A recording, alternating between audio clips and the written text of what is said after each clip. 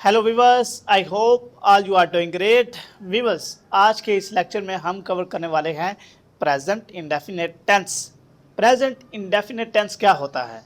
Viewers, हम कोई भी एक्शन, कोई भी काम करते हैं तो वो तीन ज़मानों में किया जाता है। या तो प्रेजेंट मतलब मौजूदा ज़माने में, या तो पास्ट में यानी कि कोई ऐसा ज़माना जो गुजर गया हो, हमने उसमें कोई काम किया हो तो उसको हम क्या नाम दे देते हैं कि ये पास्ट का टेंस है, ये पास्ट में काम हुआ है। थर्ड नंबर पर हमारे पास आ जाता है फ्यूचर, यानी कि ऐसा कोई काम, ऐसा कोई एक्शन जो हमने आने वाले वक्त में करना हो, उसे हम किसका नाम दे देते हैं?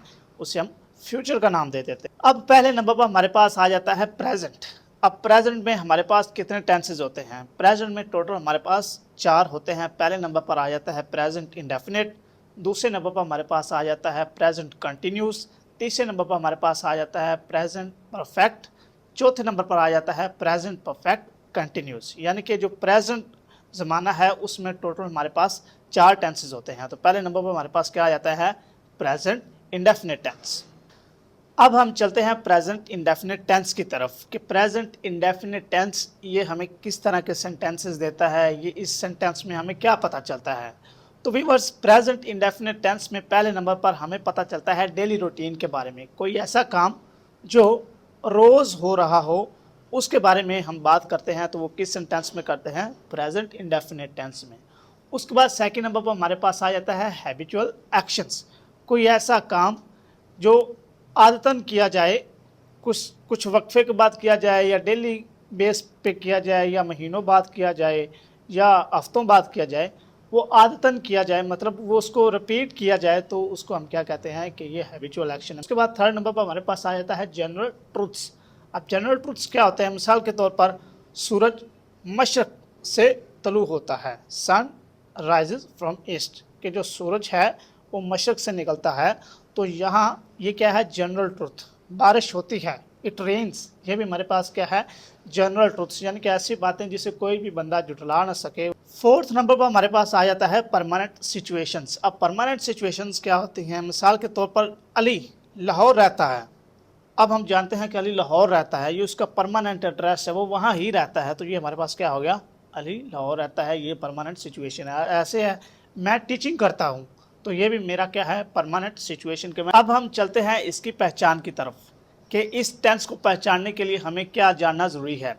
वीवर्स, उर्दू में जब भी ये हमारे पास सेंटेंसेस आते हैं तो इनके आखिर में आता है ता है, ती है, ते हैं, ता हूँ वगैरह, यानी कि ऐसे सेंटेंसेस जिसमें ता है, ती है, ते हैं या ता हूँ वगैरह हो, उससे हम क्या कहते हैं कि ये प्रेजेंट इंडेफिनिट के टेंसेस हैं। इसके बाद हम चलते हैं इसकी टेंस फॉर्मेशन, इसके जुमला बनाने के तरीके की तरफ। वीवर्स, जितने भी टेंसेस होते हैं उनको 3 तरीक़ों से बनाया जाता है। पहले तो वो होते हैं बिल्कुल सादा, सेकंड नंबर पर वो मनफी, और थर्ड नंबर पर वो होते हैं सवालिया, यानी कि सादा, मनफी और सवालिया। इन 3 तरह की फॉर्मेशन हर टेंस में, ख्वाह वो प्रेजेंट का है, पास्ट का है, या फ्यूचर का है, या किसी भी टेंस से वो तल्लक रखता है, तो उनको 3 तरीक़ों से बनाया जाता है।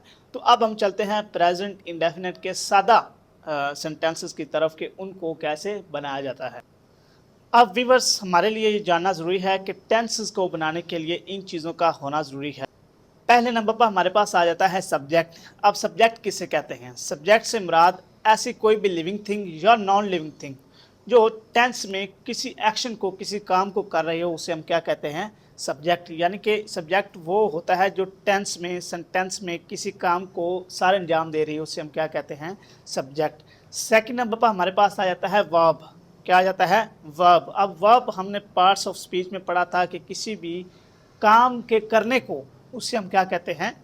वर्ब। वो कोई भी एक्शन हो सकता है, मारना, पीटना, प्ले, ईट, स्लीप, बीट, किसी भी तरह का कोई भी एक्शन करना, उससे हम क्या कहते हैं?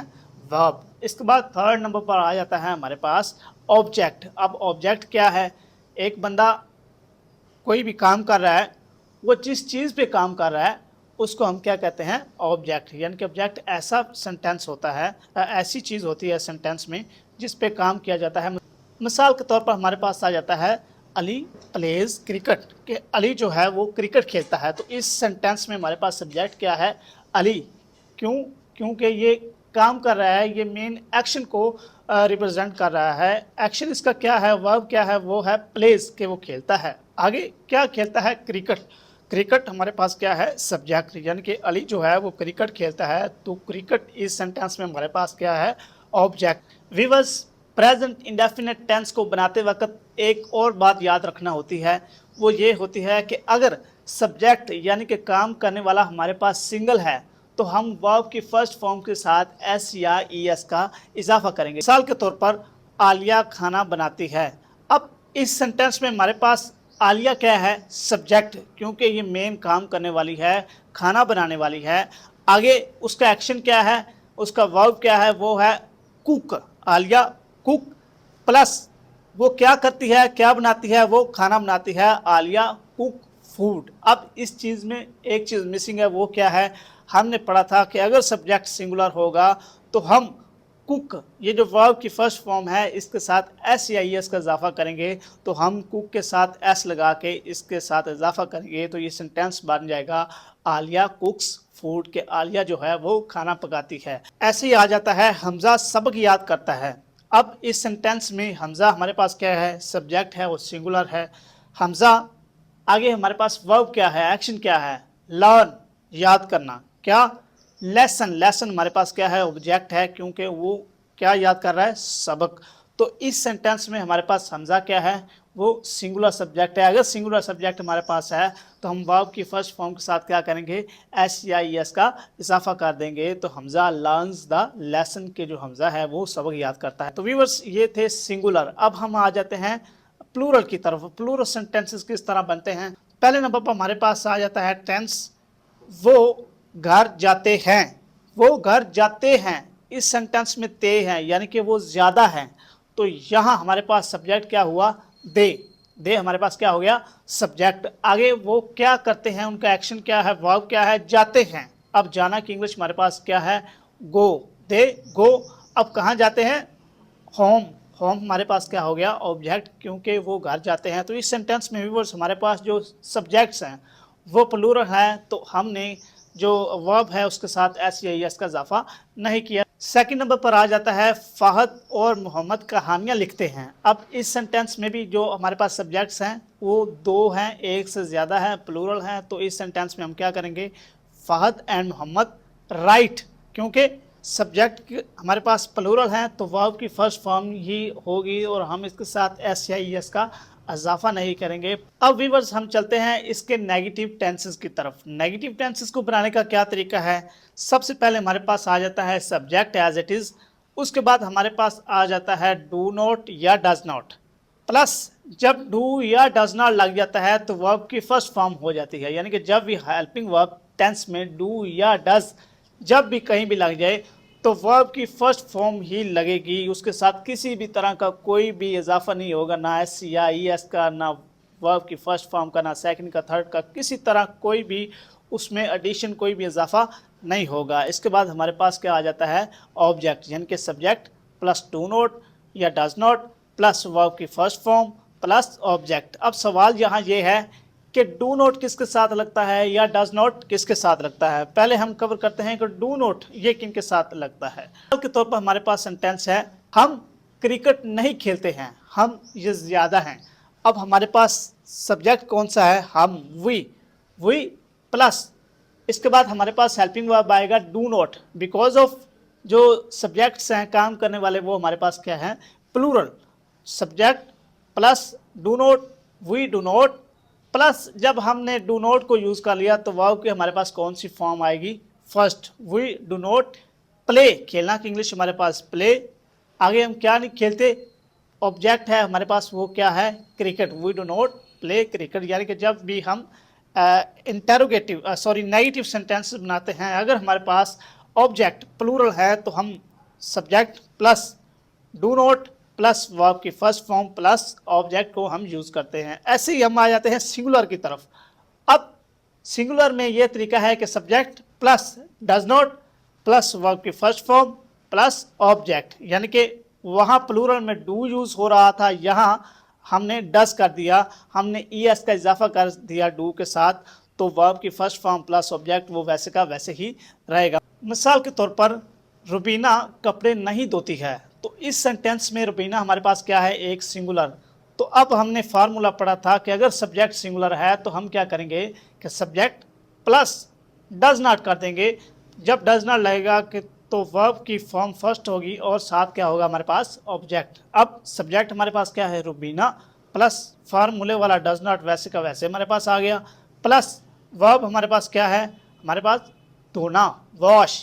तो वॉश वैसे की फर्स्ट फॉर्म वैसे की वैसे आ जाएगी, प्लस क्या धोती है, क्या नहीं धोती, कपड़े। ये हमारे पास क्या है, ऑब्जेक्ट्स। तो वो कपड़े हमारे पास ऑब्जेक्ट आ जाएंगे।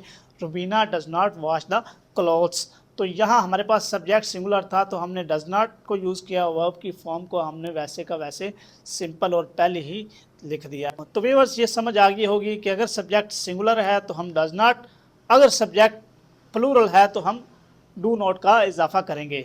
इसके बाद हम चलते हैं इसके इंटेरोगेटिव यानी कि सवालिया सेंटेंस की तरफ। अब सवालिया सेंटेंस को कैसे बनाते हैं, जब भी हम सवालिया सेंटेंस को बनाते हैं तो डू या डज को हम पहले ले आते हैं, प्लस हम सब्जेक्ट, प्लस जब डू या डज लग जाए तो वर्ब की फर्स्ट फॉर्म प्लस ऑब्जेक्ट। अब समझ आ गई कि पहले डू या डज आएगा, प्लस सब्जेक्ट आएगा काम करने वाला, प्लस वर्ब की फर्स्ट फॉर्म प्लस ऑब्जेक्ट जिस पे काम हो रहा है वो वैसे के वैसे तरतीब से आते जाएंगे। अब सवाल यहाँ ये है कि डू किसके साथ आएगा, डज किसके साथ आएगा। मैंने आपको पहले भी बताया था कि अगर सब्जेक्ट सिंगुलर है तो डज आएगा, अगर सब्जेक्ट प्लूरल है तो हमारे पास क्या आएगा, डू। मिसाल के तौर पर हमारे पास पहला सेंटेंस है, क्या कोमल किताब पढ़ती है। इसमें सवाल किया जा रहा है कि क्या कोमल किताब पढ़ती है। इस सेंटेंस में हमारे पास जो सब्जेक्ट है वो क्या है, सिंगुलर, क्योंकि कोमल एक ही है।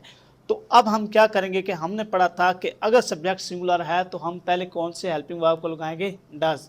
डज, उसके बाद हमारे पास क्या आएगा, सब्जेक्ट। सब्जेक्ट हमारे पास क्या है, कोमल, डज कोमल। आगे क्या है, एक्शन क्या है, वो काम क्या करती है कि वो पढ़ती है क्या, किताब। अब डज कोमल रीड, रीड हमारे पास क्या है, verb. Does Komal read plus क्या, किताब, किताब हमारे पास उसकी इंग्लिश क्या है, book. Does Komal read book. यानी कि जो हमारे पास सब्जेक्ट सिंगुलर है तो उससे हमने पहले डज फिर सब्जेक्ट प्लस वर्ब की फर्स्ट फॉर्म प्लस ऑब्जेक्ट का हमने इजाफा किया। ऐसे ही है, क्या फरहान चाय पीता है। इस सेंटेंस में हमारे पास क्या है, सवाल किया जा रहा है कि जो फरहान है कि क्या वो चाय पीता है। तो यहाँ हम क्या करेंगे, डज पहले लगाएंगे क्योंकि हमारे पास जो सब्जेक्ट है वो क्या है, सिंगुलर। डज फरहान, फरहान हमारे पास क्या है, सब्जेक्ट, प्लस टेक, टी, चाय पीना का होता है टेक टी, टेक हमारे पास क्या है, वर्ब, प्लस टी हमारे पास क्या है, ऑब्जेक्ट के। Does Farhan take tea. यानी कि जब भी सब्जेक्ट सिंगुलर होगा तो हमारे पास जो हेल्पिंग वर्ब डज है वो सबसे पहले आएगा, उसके बाद सब्जेक्ट, वर्ब की फर्स्ट फॉर्म प्लस ऑब्जेक्ट। अब हम चलते हैं प्लूरल की तरफ। प्लूरल में हम क्या करते हैं कि डज की जगह हम सबसे पहले डू ले आते हैं, प्लस सब्जेक्ट प्लस वर्ब की फर्स्ट फॉर्म प्लस ऑब्जेक्ट वैसे का वैसे रह जाता है। मिसाल के तौर पर, क्या तुम खाना खाते हो, क्या तुम खाना खाते हो। इस सेंटेंस में हमारे पास जो सब्जेक्ट्स हैं वो ज़्यादा हैं, काम करने वाले वो ज़्यादा हैं।